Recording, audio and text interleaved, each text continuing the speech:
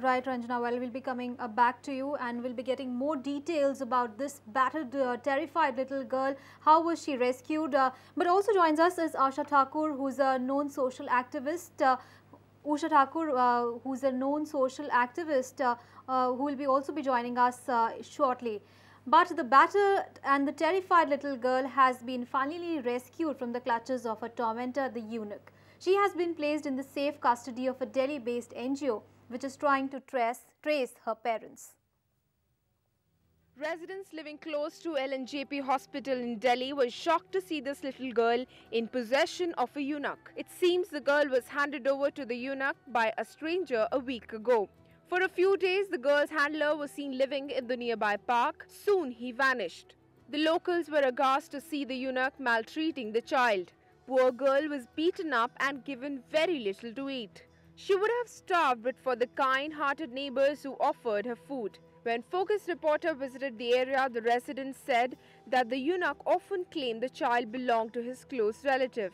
This lady, who lives on the pavement close to where the girl lived with the eunuchs, said the child would often refer to her caretaker as her mother.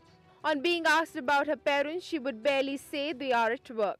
बच्ची 3-4 दिन से रखी हुई थी। और जब मारता था कभी आपने पूछा क्यों मारता है, कहाँ से लाया है? तो बोला मैंने तो गोद लिया है, तो वो एक औरत दे गई, उसके 8 लड़की हैं।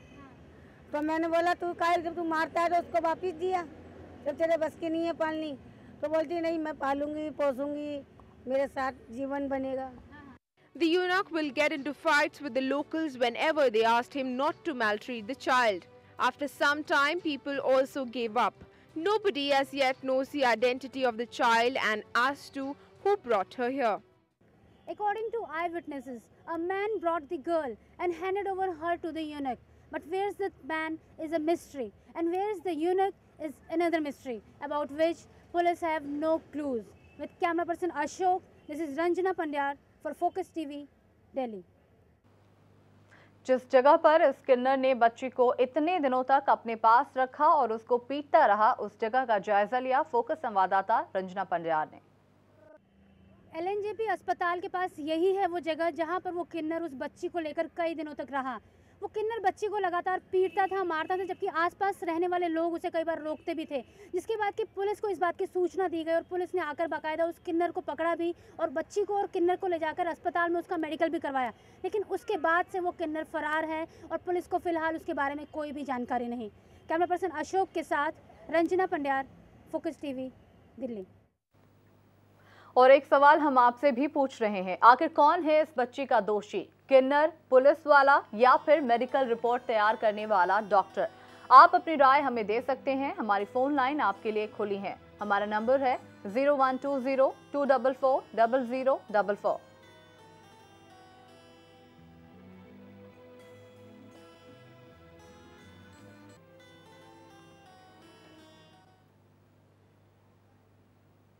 हमारे साथ समाज सेविका उषा ठाकुर जुड़ी हैं। उषा जी, बहुत बहुत स्वागत है फोकस टीवी में। आपने देखा किस तरह से एक मासूम बच्ची को किन्नर पीट रहा था, क्या कहेंगे आप उस दृश्य को देखकर?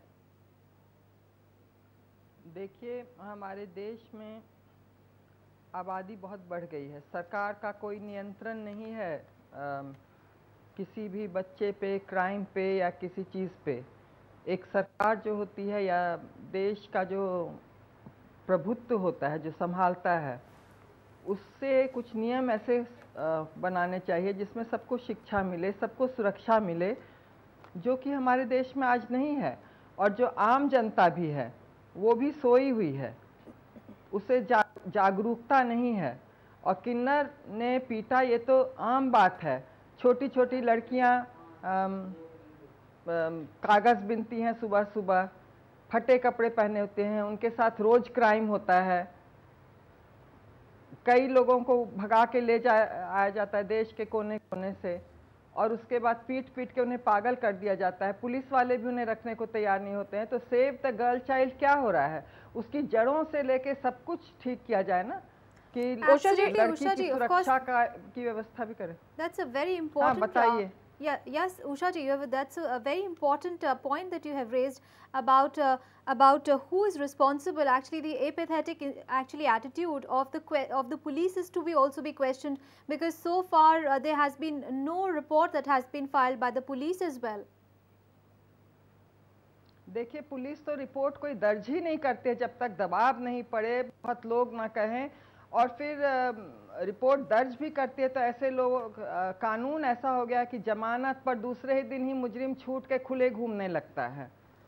तो कानून में भी सख्ती आनी चाहिए, ऐसे लोगों में भी सख्ती आनी चाहिए। जैसे विदेशों में और सब जगह होता है कि बच्चों को आप पीट नहीं सकते, बच्चों के को हैरास नहीं कर सकते हैं, तो ऐसे लोगों से बच्चों को ले लिया जाता है और उनको अच्छी तरह रखा जाता है, देखभाल की जाती है। तो ऐसा हमारे देश में भी कुछ कानून होना चाहिए। आप देखिए कि कितने बच्चे भीख मंगवाते रहते हैं लड़कियों से, और उसके बाद जब भीख नहीं पूरा मिलता है तो बुरी तरह चौराहों पर पीटते हैं। ये किन्नर की बात कहा, आप नोएडा के ही चौराहों पर देखिए, सड़कों पर देखिए कि इन लड़कियों को कितनी बुरी तरह पीटा जाता है लहू लुहान करके।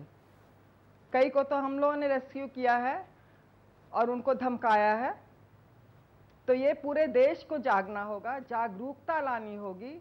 समर शेष है नहीं पाप का भागी केवल व्याघ्र, जो तटस्थ है समय लिखेगा उनका भी इतिहास। जो तटस्थ है आज देश में जी, जो समाज के प्रति नहीं है जगा हुआ, तो वो भी इस पाप का भागीदार है। सिर्फ सरकार ही नहीं, समाज को एकजुट होना पड़ेगा इसके लिए।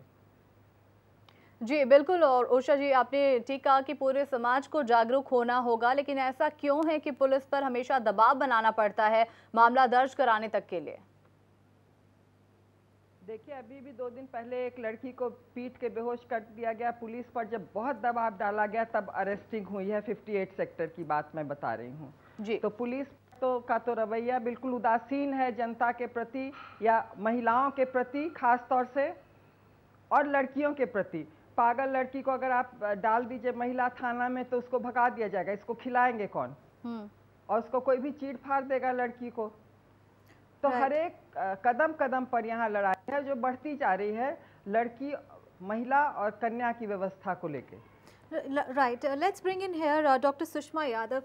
Dr. Sushma, now of course we're talking about police's attitude, the attitude of the public, and who is to be blamed for this this incident that has happened.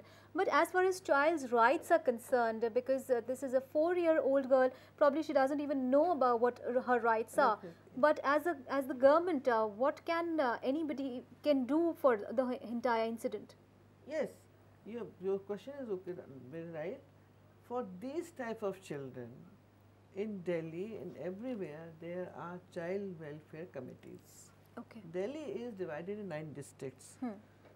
According to law, there should have been 9 child welfare committees, but Delhi, because being a very small state, so we are getting the work done by only 4 welfare committees. Okay. So Juvenile Justice Board takes care of the legal aspect of the juveniles, that is the children below up to the age of 18. Right. If they have committed any crime, if they have come in conflict with law, Right. then they will be coming to Juvenile Justice Board. And if the child is a missing child है, abandoned child है, Right. या और तरह से दुखी child बच्चा है, उसकी केयर करेगी चाइल्ड वेलफेयर कमेटी।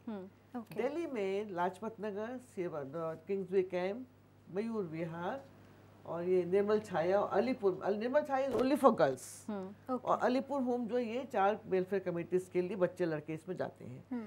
इन वेलफेयर कमेटीज में बच्चों के लिए अलग मतलब उनके एजुकेशन के प्रबंध है, उनका रिहेबिलिटेशन है, बच्चे रेगुलर स्कूल जाते हैं, खाने बहुत मतलब अच्छे, और ये गवर्नमेंट रन होम्स हैं, they are not private homes. These things they are done by Ministry of Department of Women Child Development. Right. So they are the children are taken proper care of. Right. So this child girl also would have been gone to Child Welfare Committee और वहाँ पे लेके गए थे जैसा मुझे बताया गया, और वहाँ से भी Child Welfare Committee ने proper जो NGO है जो ज़्यादा अच्छी केयर कर सकता था वहाँ पे उसको रेफर किया गया है। मेरे हिसाब से जहाँ बच्ची गई है, बच्चे को राइट नहीं मालूम है, लेकिन we have to provide her all the things. Right. So it is under the jurisdiction of Child Welfare Committee that exactly has to ensure that the child does get its proper rights that it is entitled to. That is very important.